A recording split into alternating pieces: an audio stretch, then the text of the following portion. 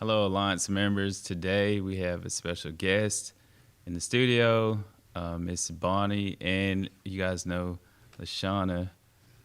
Hey. I'll let Lashana introduce the topic. You go ahead. Okay, well, the topic is bias. We got a whole bunch of little topics. Yeah, we have, because we had a discussion prior to this. So the original topic, bias and being able to overcome those biases. In the workplace. In the workplace, yeah. And talking about workplace, we're specifically talking about being a peer specialist. And Bonnie's going to basically tell us what she does, and then we're going to get into the topic on bias in the workplace. Excellent. Thank you. And yes, we talked about this. It's embracing diversity in the workplace and being able to really identify where I stand and how do I work with people. And so, again, my name is Bonnie Stripling. I'm not sure which camera to look at, but I'll look at all three. Okay, perfect. So my name is Bonnie Stripling. I work as a peer recovery support specialist. It's a mouthful. I'm also a supervisor and a trainer for the state of Arkansas. I work at Natural State Recovery Centers. We just opened at Oak Grove. I'm not sure if y'all are familiar with the new campus over at Oak Grove. North Little Rock? Yes. Okay. Yes, it's a medical detox center and a residential treatment center. So I really focus on the exit plan as a peer specialist. I meet them when they come in just a couple of times, and then we really start to focus on what does life look like when they leave treatment.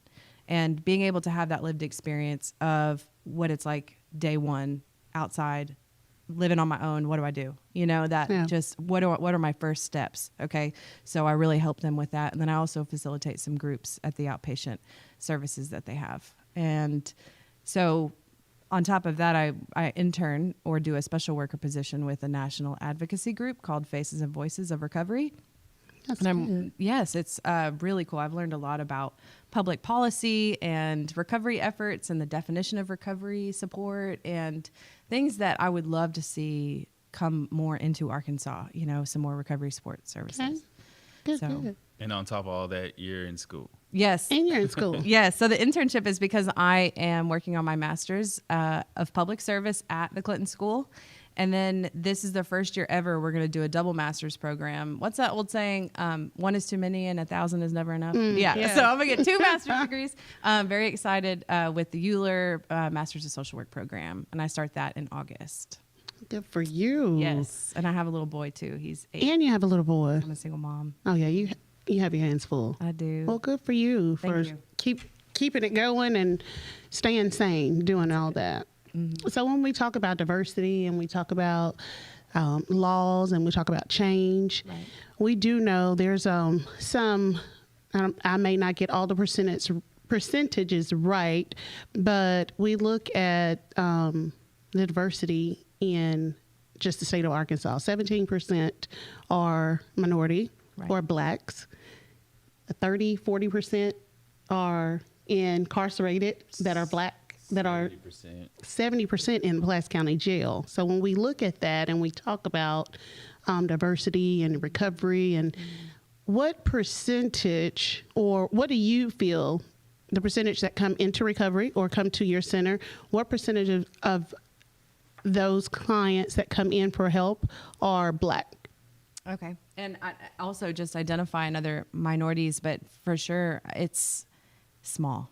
Right. I don't know the numbers. Luckily, with our staff, we have a couple of staff members that are non-white, but for the most part, it's just so small. It's one every few people, are coming through.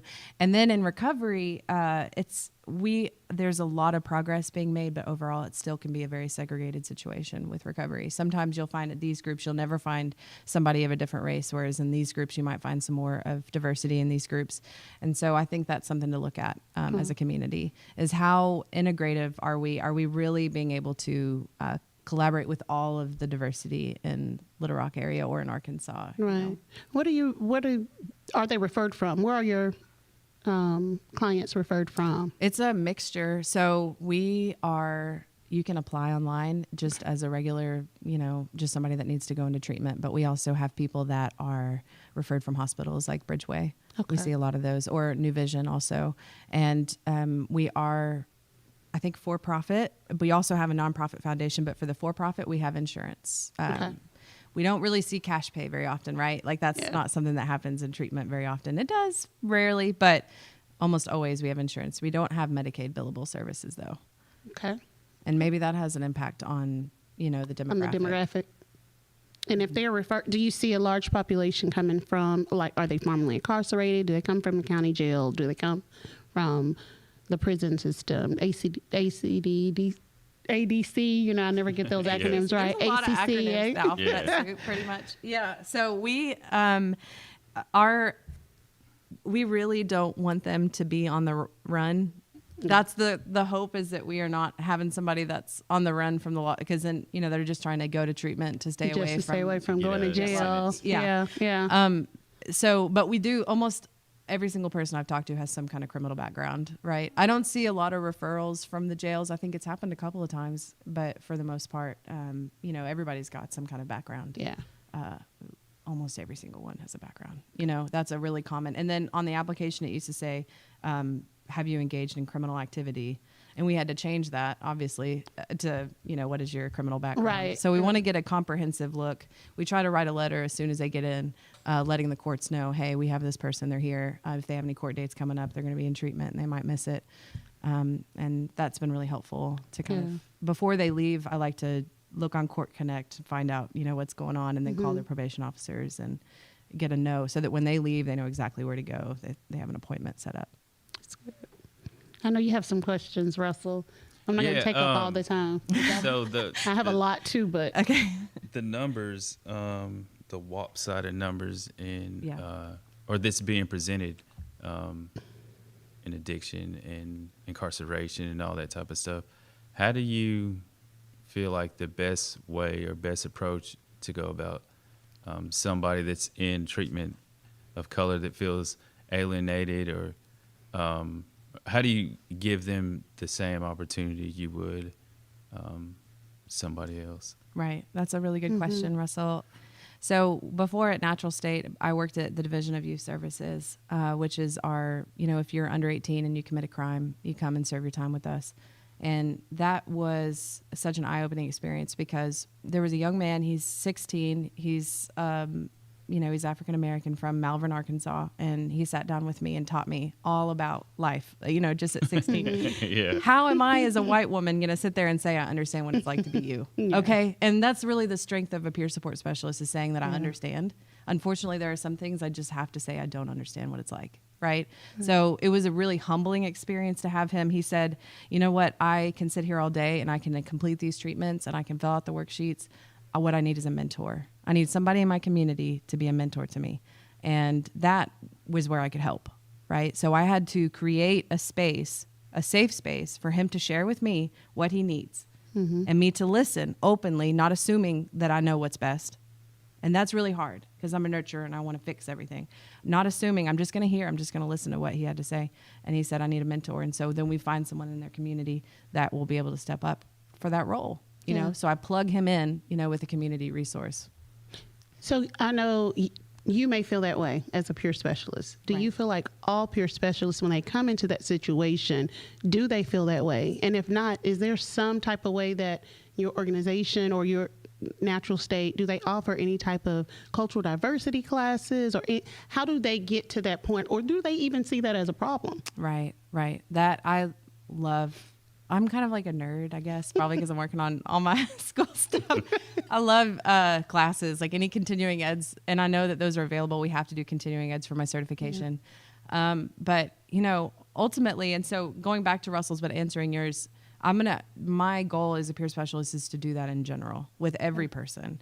And I have to do some self-reflection as a peer specialist. Where are there some of those biases that we were talking about? It's so important not to read the case file before they come in. We were just saying that earlier. I'm not going to assume anything about this person because their charge looks like this or their background looks like this. I have to just meet them where they're at. I think that is the core of peer support. Who is this person? What is their story? Where do they come from? And I don't need to put a judgment on it. It doesn't matter what I think at all, but I have to look inside myself and realize I may treat them differently. I may. Doesn't mean that I'm a bad person. It just means that I have some stuff I need to work on, you know? And so that's what I try to focus on. And, you know, in regards to staff, we are working on that. I know that, you know, at a workplace, I think we should do that. We should have diversity classes. We need to have roundtable discussions where we're sitting there having hard conversations about bias, because also another one, LGBTQ, you know, huge right now, really big. What do we do when somebody recognizes that their pronouns are different than what their birth certificate says? Right. How do we help that person? And so we have to come together as staff, I think, and have that, come up with a rule, come up with a policy on how do we work with this population. Right. But unbiased perceptions. Yeah, that's hard, man. It's a hard pill to swallow, because it makes you like look at yourself, like, you know, before you go to work. And realizing, like you said, it's hard because it's like you don't want to seem like you are biased. Especially if you've been living that way for so long. If you've been, you're like, am I really messed up? Am I really? Am I doing something wrong? Yeah. It's, right.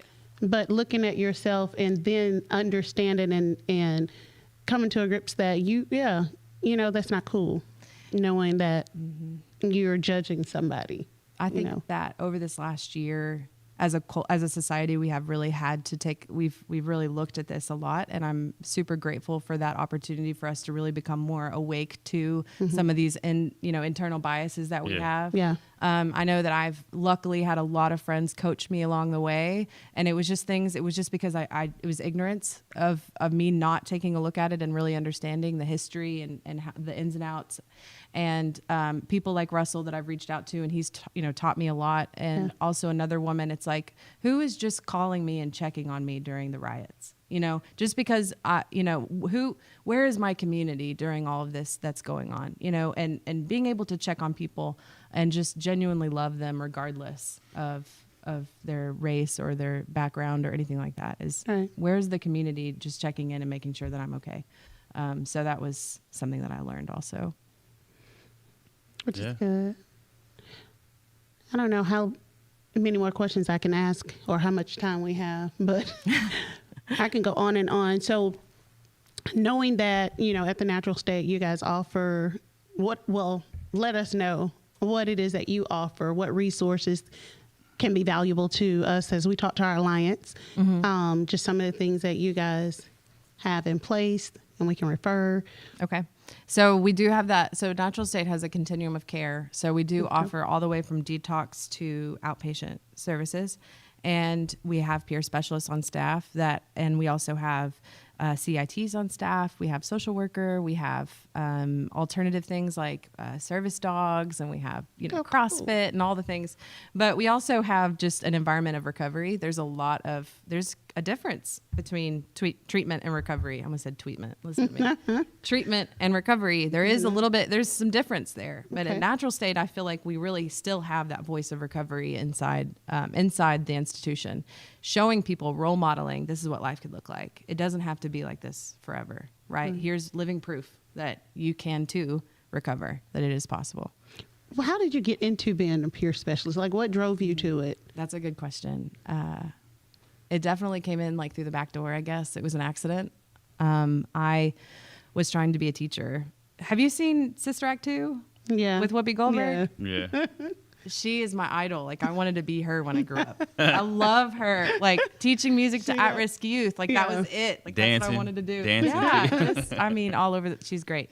So I was going to school to be a teacher. When I came into recovery, it was in 2014, and I had a music degree.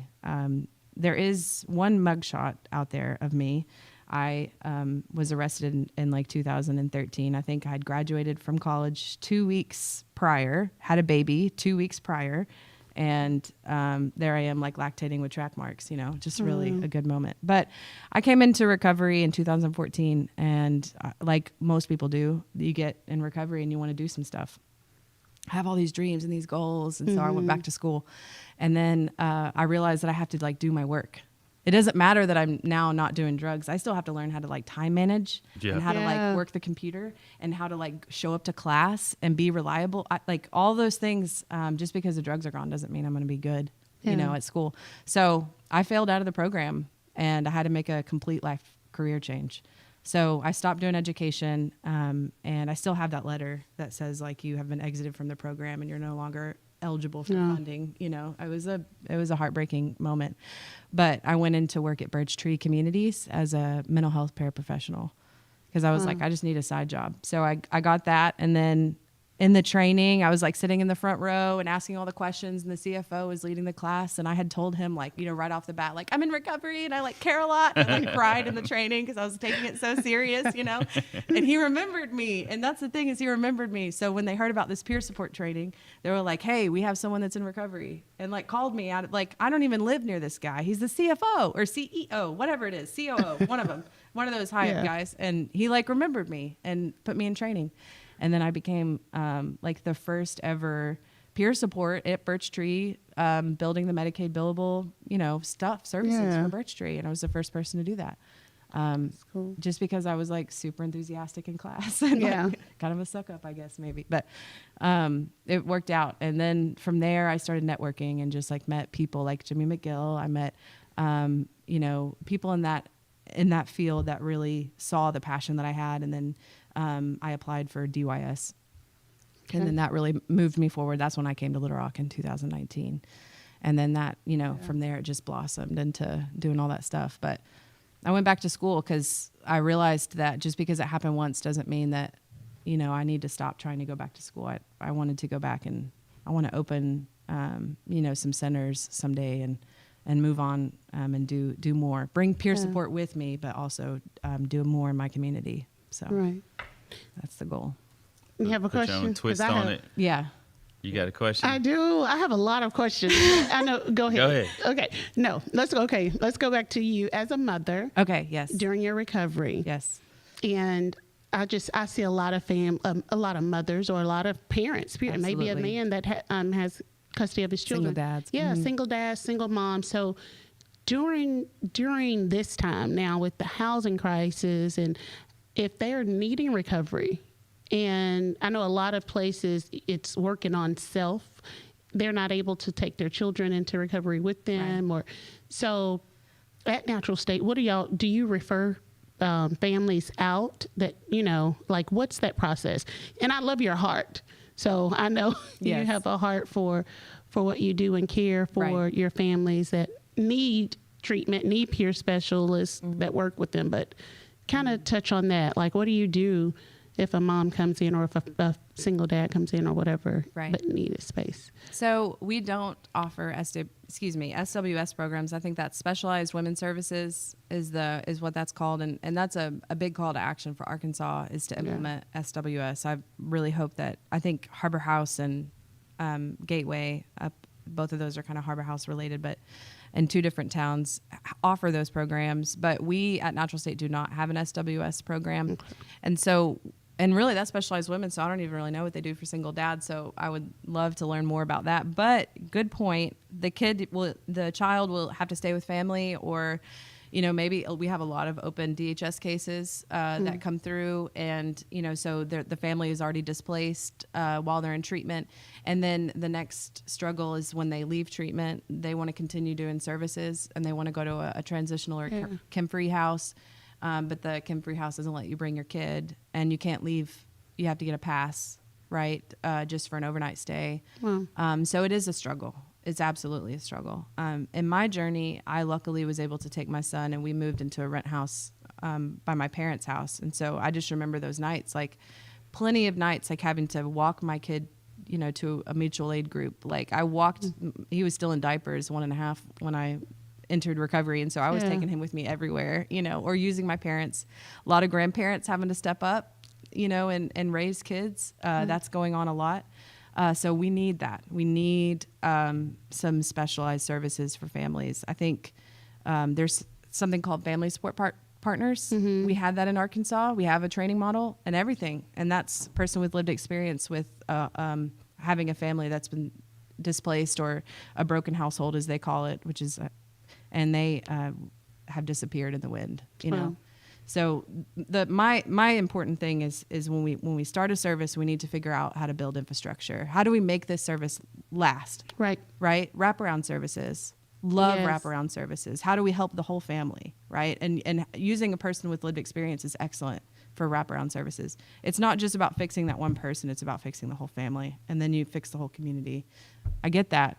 But like, how do we do that sustainably? Yes. I'm going to shake this whole table. Yeah. Throw this table. How do we make it sustainable? And You so hear that, Alliance members? This is for you. Yeah, we need to make it sustainable. Well, and you know, it really, we just got to get back to the planning period, Right. you know, and like looking at, and I'm learning, that's all that stuff I'm learning is I take one class and now I feel like I'm, like I know what I'm talking Save about. the world. No, I'm Yeah, sorry. conquer.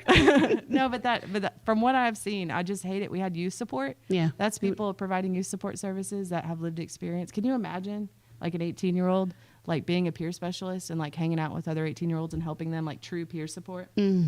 Yeah, Gosh, that's cool. awesome. I know. That would be That'd be- so cool. You know, and you have like, you can have like your own group. Like what's important for youth support is being able to have like hobbies and extracurricular activities, like a boxing club Yeah. or Yeah. a sports team or a music group or a skateboarding park or, something, so that you can all hang out and realize, oh man, we can still be cool and like have fun, but like we don't have to do That's drugs. it. We don't have Yeah. to do drugs. And there's don't have no to do bias because No everybody bias. is still Exactly. thinking the same, Right, no so- one's better than others. Yeah, exactly. Oh.